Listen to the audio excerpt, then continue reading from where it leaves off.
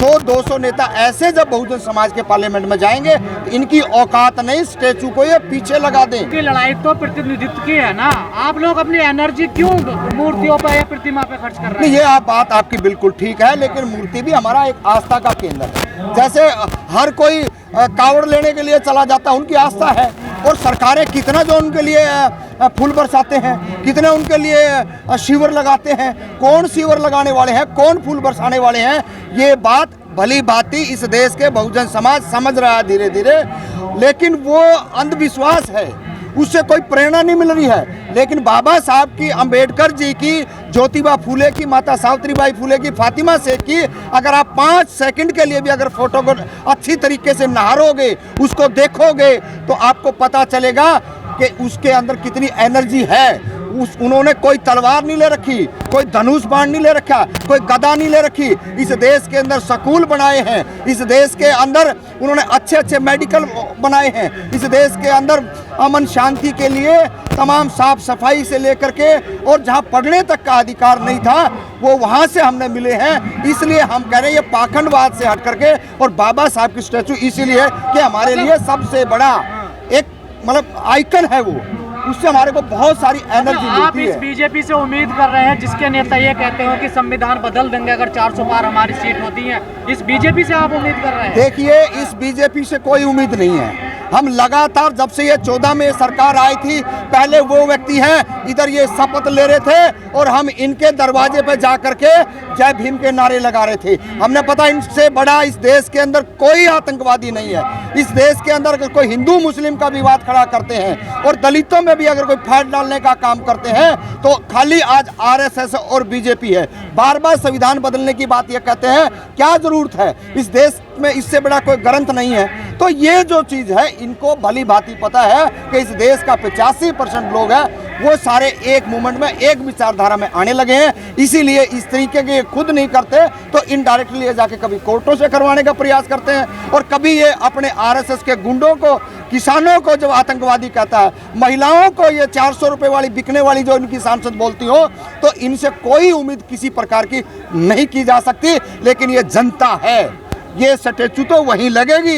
ये जनता आज आप देख लो, आज और अभी तो 10:30 बजे हैं, अभी धीरे धीरे देखना कारवां कितना बढ़ेगा।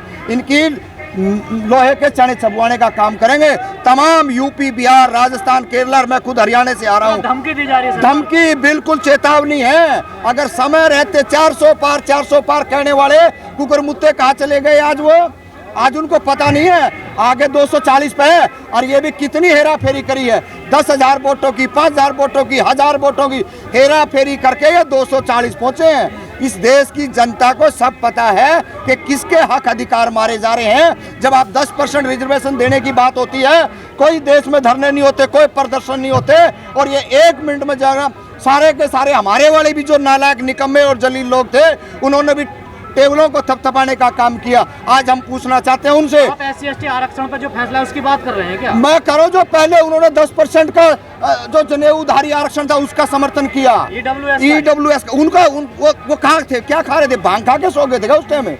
ये तो इस देश की जनता को पता है, और इनका हाल जो इनका साथ देने वाले हैं उनका भी, और बीजेपी आरएसएस का इस देश से पतन होने वाला है। पर चंद्रशेखर ने हाथ जोड़कर जो स्पीकर है उनसे रिक्वेस्ट करा, अनुरोध करा कि बाबा साहब की प्रतिमा पुनः वहीं लगाई दी जाए, लेकिन कोई भी बात नहीं चली। सरकार ने कोई भी कुछ नहीं किया। देखिए, अभी सरकार ये चाह रही है कि ये लोग रोड पे कितने आए। ये 2 अप्रैल जैसा आंदोलन करवा करके ही मानेंगे इस देश के अंदर। ये इनको पता है कि इस देश के अंदर दलित ही ऐसा है जो अपने आप को इस देश के अंदर खून देने की बात करता है और अपने हक अधिकार से पीछे नहीं हटता। बाकी इस देश के अंदर तमाम सारे और लोग हैं, वो कभी भी अपने हक अधिकार के लिए नहीं आगे आते।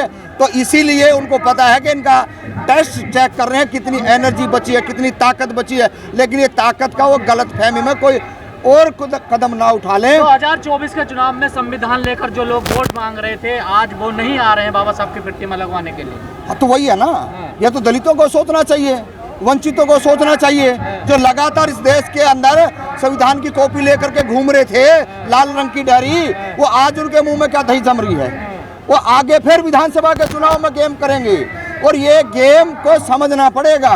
कांग्रेस कोई भली नहीं है, इस बात को हम बार बार कहते आ रहे हैं कि ये नागनाथ और सांपनाथ हमारे बड़े बड़े नेताओं ने कहा है और हम उनकी बात को आगे बढ़ाते रहेंगे।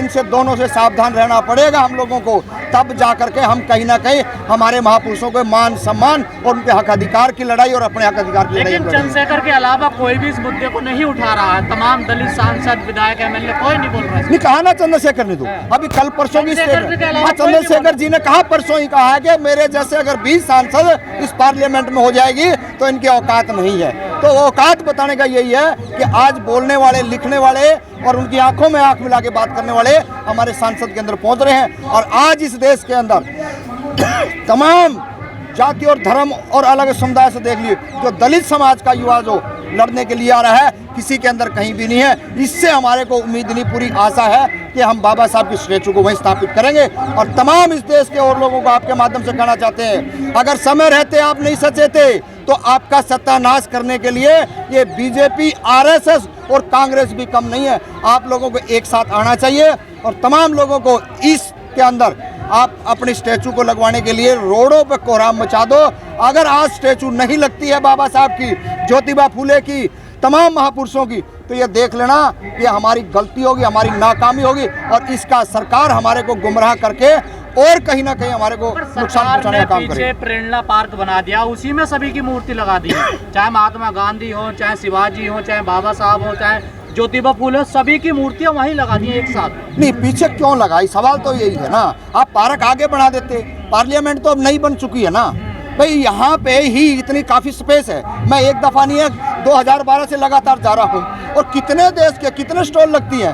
देश का जो भी व्यक्ति आता है वो वहाँ से प्रेरणा ही लेकर के जाता था। इस बात का तमाम इस देश के लोग जानते हैं। और पीछे लगाने का एक मतलब, पीछे क्यों, आगे बढ़ाया जाता ना किसी भी चीज़ को आगे, लेकिन ये कहाँ लेके जा रहे हैं पीछे, मतलब आपको तोड़ना चाहते हैं, आपको कमजोर कर। क्यों हटाई, हम ये कह रहे किसी की भी नहीं हटानी चाहिए, हम भेदभाव नहीं कर रहे हैं ना, हम तो कह किसी की भी नहीं हटानी चाहिए थी। और आपने हटानी थी तो और पूरा देश पड़ा है, निर्माण कार्य चल रहा है, निर्माण कार्य और वही एक ही जगह पे चल रहा है। आपने उस कोई प्रस्ताव पास करा, आपने कोई कमेटी बनाई, कोई आपने अखबारों में बताया, चोरों की तरह, बेईमानों की तरह, मक्कारों की तरह आपने रातों रात स्टैचू हटाई है। इसका मतलब आपका भीतर में काला था, ये स्पष्ट जनता को पता। पहले भी बाबा साहब की प्रतिमा लगाने के लिए आंदोलन हुआ, अरब हटिए फिर आंदोलन हो रहा है। बिल्कुल आंदोलन होगा, क्यों नहीं होगा।